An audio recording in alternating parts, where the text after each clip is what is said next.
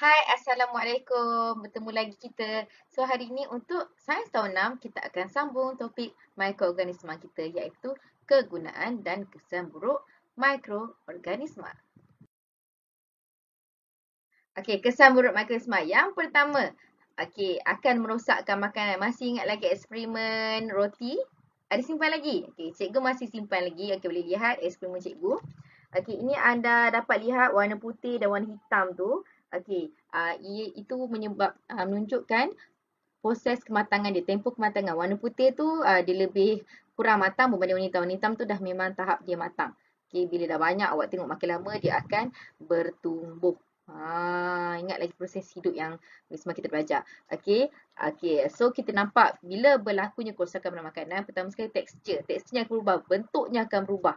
Okey, sama macam kita akan nampak pada buah lah. Buah kita nampak bila buah yang segar tu dia macam fresh, macam bulat juga macam limau. Tapi bila dia dah ada penuh dengan muko di atas kulitnya, dia akan jadi lebih kendur. Okay, dah lembik-lembik. Alright. Next, rupa. Rupa macam pisang kita nampak dia bintik-bintik. Macam roti ni pun kita nampak dah ada bintik-bintik kan.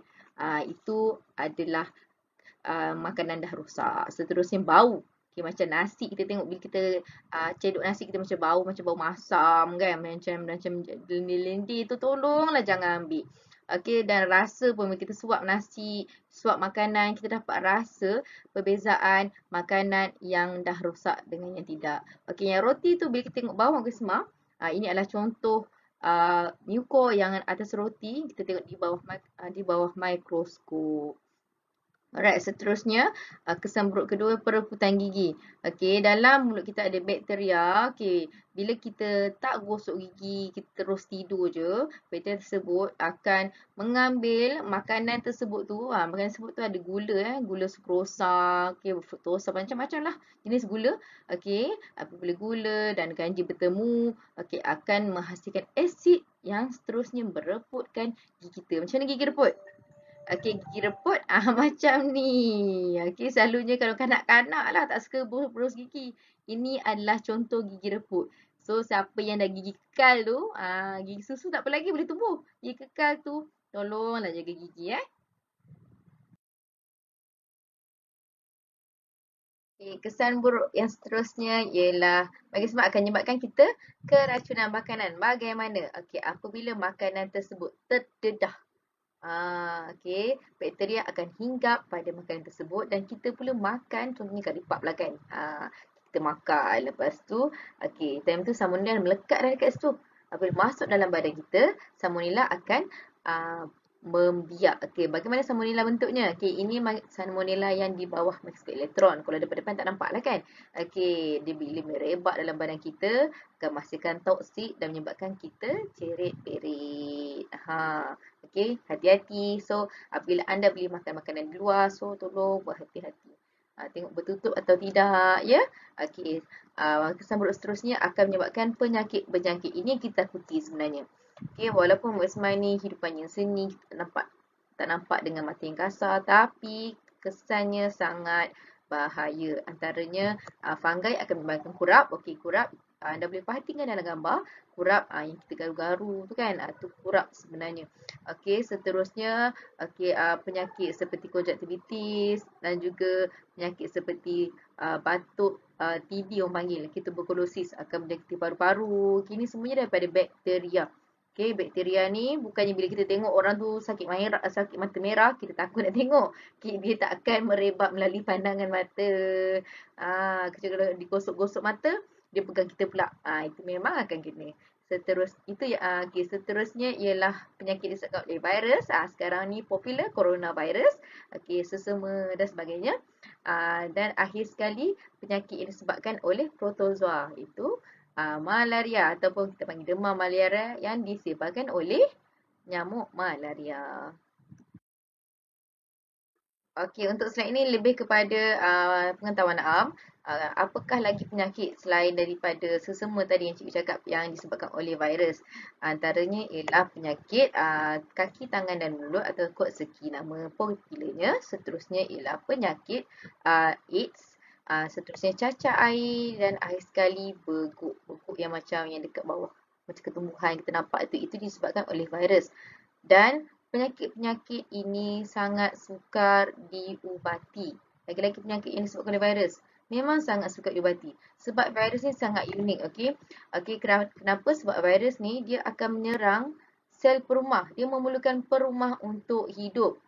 Okey, berbeza dengan bakteria. Bakteria tidak memerlukan sel perumah yang hidup. Tapi virus memerlukan sel perumah yang hidup. Apabila dia masuk ke dalam sel perumah yang hidup, dia akan menukarkan dirinya seperti sel perumah yang sedia ada. Itu yang menyebabkan kita sukar, badan kita sendiri sukar nak identify, kena pasti virus. Okey. So, itu menyebabkan tiada rawatan khusus. Kalau orang kata makan antibiotik, tidak. Antibiotik untuk bakteria. Tapi orang kata makan antiviral. Mungkin boleh kurangkan tapi dia tidak boleh hilangkan sepenuhnya. Itu menyebabkan kita memerlukan vaksin untuk membantu badan kita melawan virus tersebut. Sebab tiada ubat yang spesifik.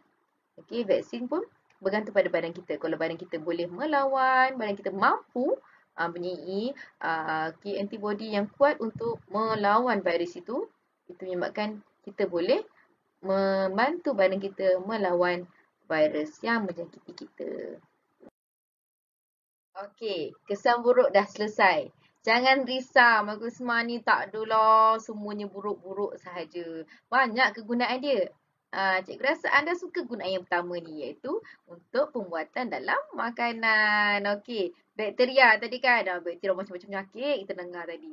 Tapi bakteria juga boleh menghasilkan keju dan yogurt, cheese, sedap kan? Kemudian yeast.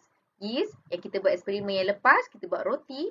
Okey, kita gunakan untuk pembuatan roti, tempe, tapai kan. Macam kat bawah ni. Ini adalah kombinasi bakteria dan yeast. Jangan kata semua buruk-buruk.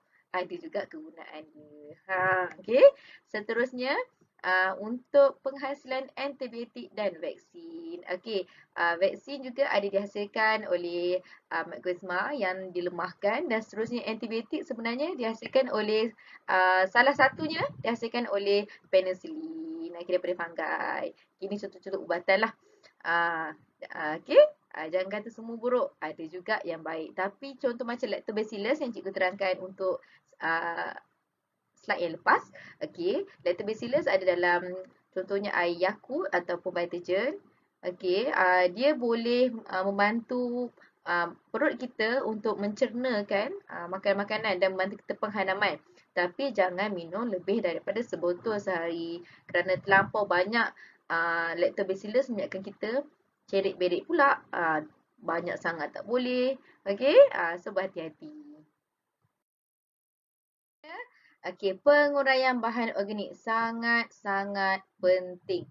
Anda bayangkan, jika tiada Magusma yang menguraikan bahan organik, apa contoh bahan organik? Awak tanya. Okey, pertama sekali ialah merepukkan tinja. Okey, merepukkan tinja daripada hewan-hewan kita tambah dengan sebuah kayu akan menghasilkan baja organik. Okey, seterusnya untuk merawat sistem bahan. Sistem bahan tu daripada hasil-hasil anda semua. Okey, akan diuraikan oleh Magusma yang anda tak suka sangat tu.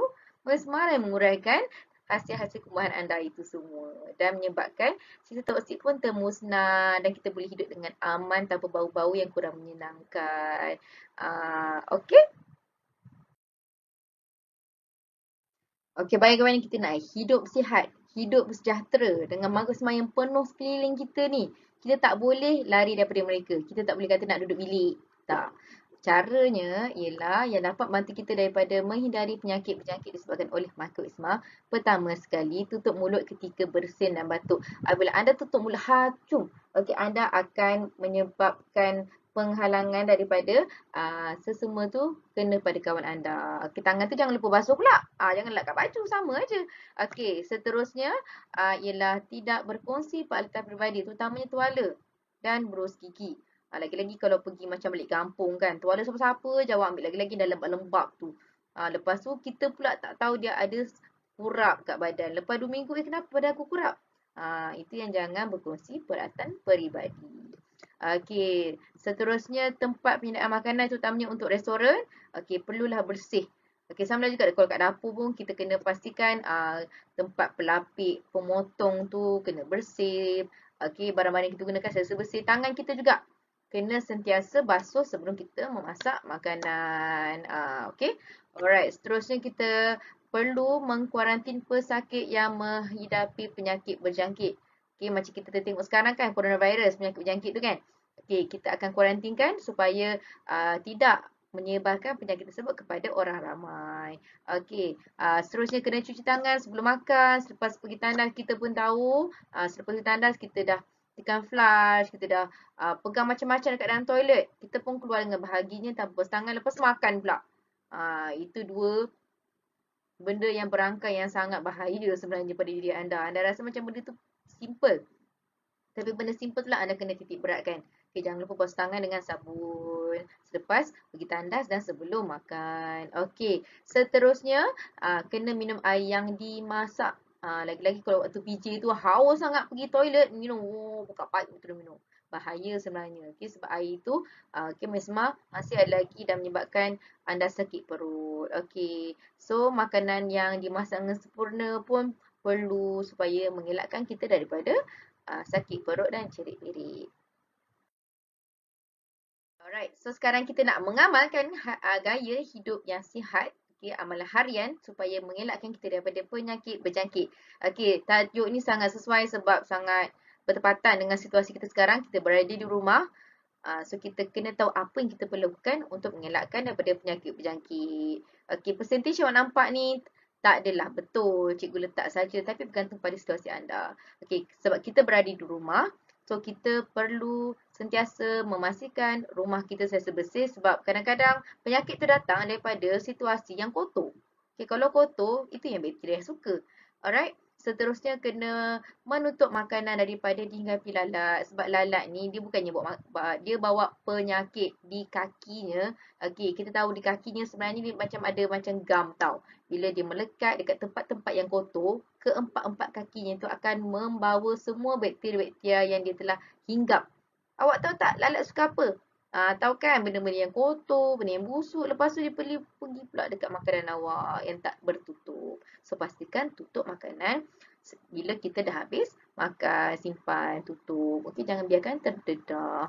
Alright, seterusnya mandi dengan sabun sebab sabun ni akan bantu badan kita hilangkan bakteria pada badan. Sebab sebenarnya peluh tu tak busuk.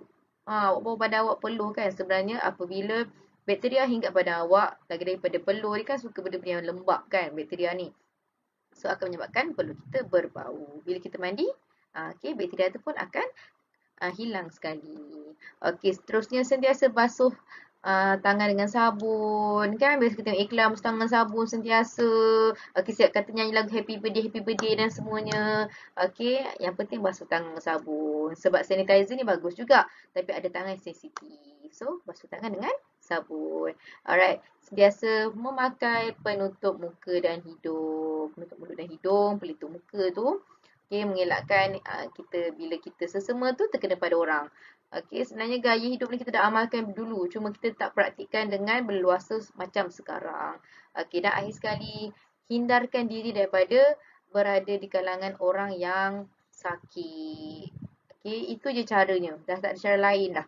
Okay, kita kuarantin diri kita kalau kita tak nak berjangkit dengan orang lain. Alright? Okey, tamatlah sudah kelas kita. So, terima kasih kerana sudi mendengar celoteh cikgu. Cikgu harap kelas ini bermanfaat untuk anda. Okey, sampai kita jumpa lagi di masa akan datang. Assalamualaikum. Bye.